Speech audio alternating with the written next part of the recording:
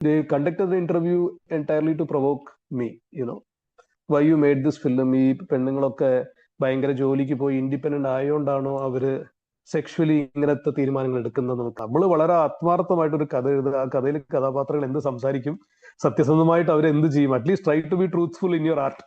Real ലൈഫിൽ നമ്മൾ നുണ പറയുന്ന ആൾക്കാരൊക്കെയാണ്.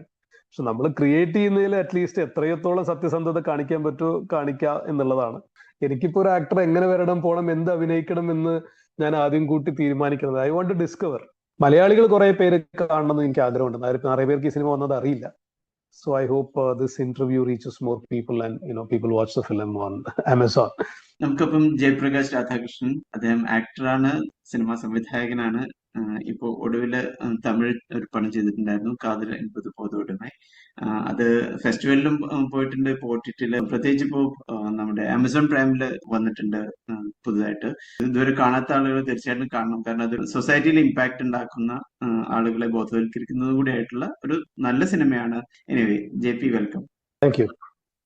காதல் கடல் மணல் மாதிரி கையில நாசூக்கா பிடிச்சிருந்தா அது நிலைக்கும், இறுக்கி பிடிச்சோம்னா நழுவிடும். Come and join us now, Media Mathamgi. ഈ ഇമ്പാക്ടിനെ കുറിച്ച് പറഞ്ഞപ്പോ എനിക്ക് അതൊന്ന് ചോദിക്കണമെന്നുണ്ട്. കാരണം ഈ സിനിമയെ കുറിച്ച് ആലോചിക്കുമ്പോൾ ഈ ചെയ്യുന്ന സമയത്ത് അങ്ങനെയുള്ള ഒരു ആലോചന ഉണ്ടായിരുന്നു, അത് ആളുകൾ കാണുന്ന ആളുകളിലെ ചിന്ത ഉണ്ടാക്കും, ഇതൊരു ഇമ്പാക്ട് ഉണ്ടാക്കും എന്നുള്ളത്. Media Mathamgi.